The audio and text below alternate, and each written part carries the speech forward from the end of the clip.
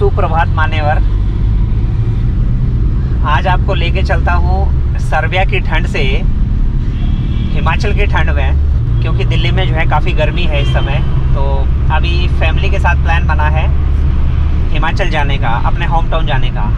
वहाँ पे मैं आपको काफ़ी समय तक दिखूँगा और मेरा प्लान है वहाँ पे, जैसा आपने लास्ट टाइम भी देखा, ट्रैकिंग वगैरह करने का। क्योंकि गर्मियों में दिल्ली में रहना तो आप जानते हैं कि कितनी गर्मी होती है। यहाँ पे रहना अपने आप में एक बहुत बड़ा चैलेंज है। तो फ़िलहाल आज हम जा रहे हैं शिमला, यानी कि मैं अपने घर जा रहा हूँ अपनी फैमिली को लेके। दरअसल ये जो ट्रिप है ये रहेगा दिल्ली से नारकंडा का। तो आइए फिर आज आपको लेके चलता हूँ नारकंडा।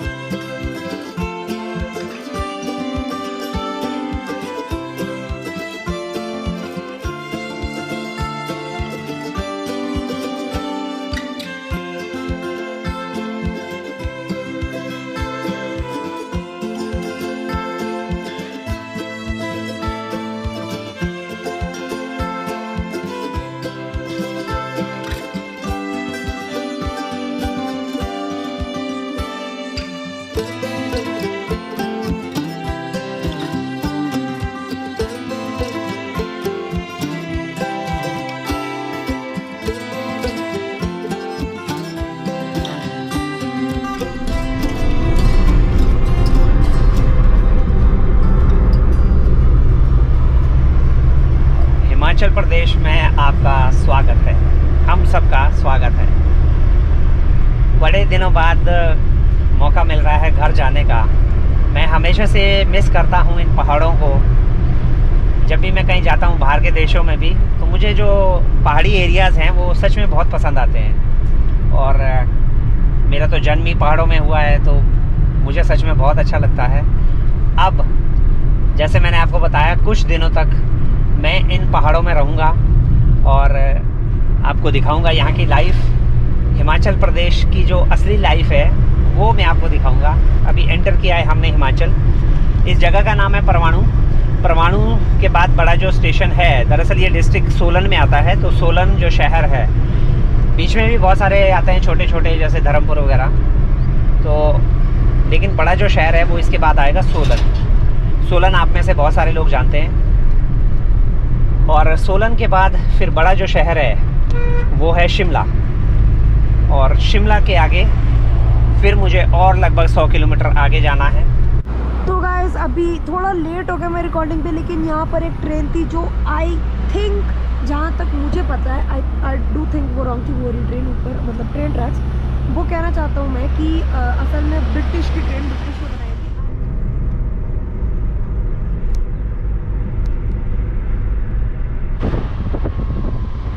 और यहाँ पे हर बार मैं रुकता हूँ इस जगह पे, मुझे बड़ा अच्छा लगता है। अभी रास्ते में मैं सिर्फ एक जगह पे रुका था, और वो भी 5 मिनट के लिए, वॉशरूम वगैरह जाने के लिए। मुझे शहरों में, क्योंकि गर्मी बहुत ज़्यादा थी बाहर, डेराबस्सी के आसपास हम लोग रुके थे। उसके बाद मेरा जो अगला स्टॉप है वो ये है, और यही मेरा अगला स्टॉप हर बार होता है और मुझे बड़ा अच्छा लगता है। दरअसल हम हैं अभी बड़ोग में। बड़ोग के नीचे है सोलन, वहाँ आपको शहर दिखाई देगा नीचे, बहुत नीचे। और ये टॉप है। दरअसल ये पुराना हाईवे है, अगर आप देखेंगे ये पुराना हाईवे है। अब तो इसके नीचे से जो बड़ोग इस तरह से ये दरअसल वैली है, तो इसके नीचे से टनल बन गई है, तो ज़्यादातर जो ट्रैफिक है वो वहाँ से सीधा आता है और टनल से होते हुए उधर जाता है। लेकिन क्योंकि ये जगह बड़ी खूबसूरत है तो मैं उस साइड से ना जाके हमेशा ही इस साइड से जाता हूँ। यहाँ से शिमला लगभग है 50 किलोमीटर, और उसके बाद फिर शिमला के बाद कुफरी आएगा, कुफरी के बाद ठेओग, उसके बाद चलते चलते फिर हम लोग पहुँचेंगे नारकंडा।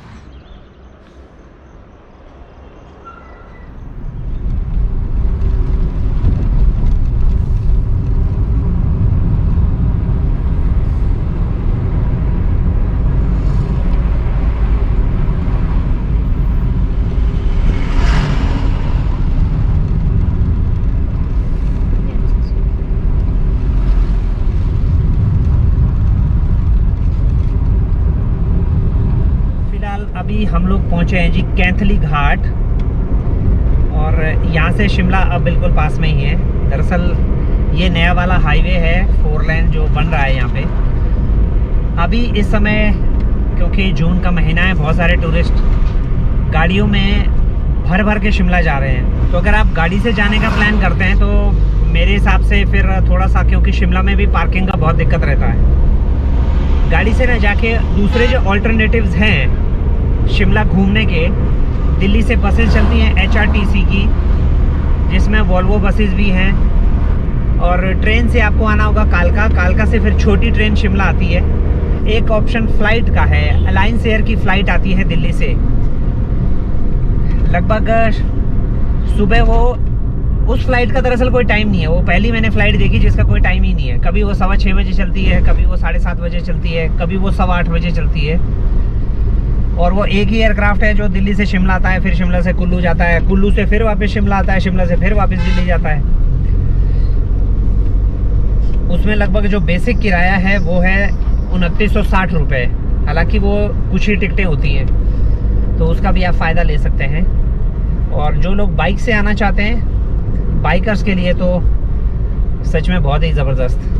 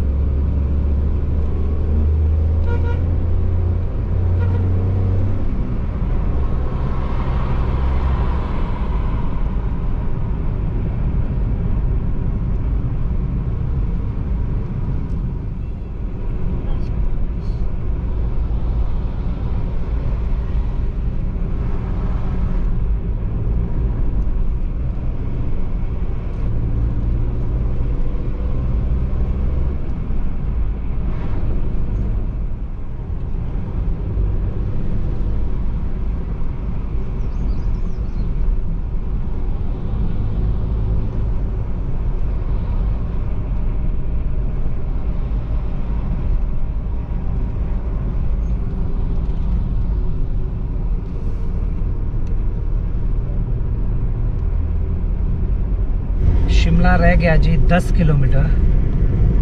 अब हम लोग शिमला पहुंचने वाले हैं, और शिमला से आगे अभी फ़िलहाल मेरा जो सफ़र है वो लगभग 65 किलोमीटर और आगे मुझे जाना है।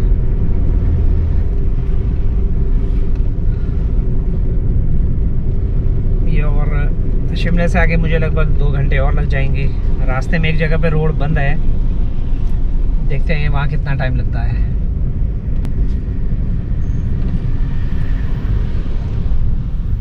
फिलहाल शिमला का ट्रैफिक, ये सारा टूरिस्ट का ट्रैफिक है।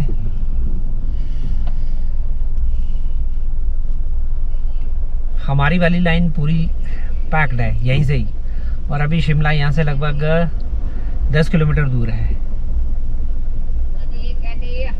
बाप रे, मुझे तो बहुत आगे तक लंबी लाइन नज़र आ रही है, बहुत लंबी लाइन लग रही है।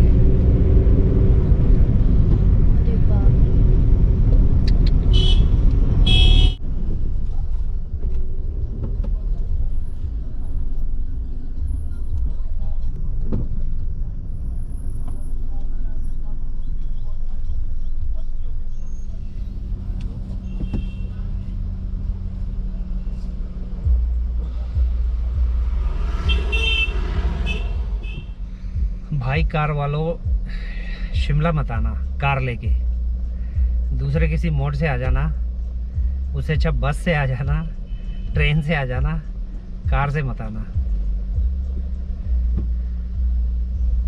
ऐसा कभी नहीं हुआ, क्योंकि मैं चलता रहता हूँ इस रूट पे, तो ऐसा कभी नहीं हुआ कि शिमला से इतना दूर, अभी हम जंगल में हैं, तारा देवी भी नहीं पहुँचे। दरअसल शोगी और तारा देवी के बीच में हम लोग,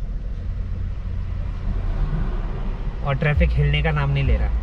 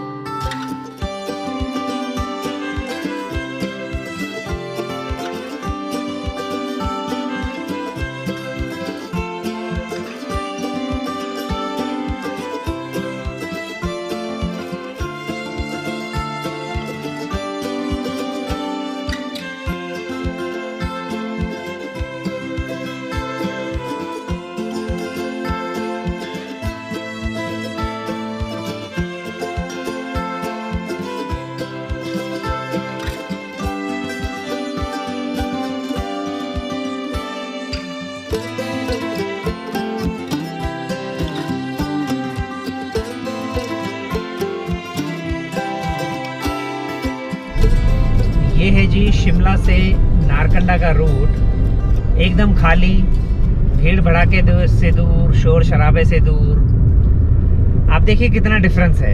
और शिमला एक सिटी है और उस सिटी में टूरिस्ट आते हैं, मेरी समझ में नहीं आता है वहाँ क्या है। वहाँ पे कुछ भी नहीं है। सबसे ज़्यादा प्रॉब्लम है ट्रैफिक की, और सबसे ज़्यादा प्रॉब्लम, एक और प्रॉब्लम है, वो है पार्किंग की।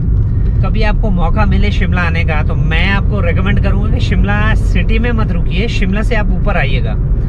शिमला से ऊपर बहुत खूबसूरत जगहें हैं। नारकंडा जैसे है वो बहुत फेमस हो गया टूरिज्म के लिए। इसके अलावा बागी एरिया है, गोडगढ़ वैली है, गाहन वैली है। यहाँ पे आपको होम स्टेज मिल जाएंगे, छोटे छोटे गेस्ट हाउसेज आपको मिल जाएंगे, और शहरों से थोड़े से सस्ते रेट पे भी आपको मिल जाएंगे।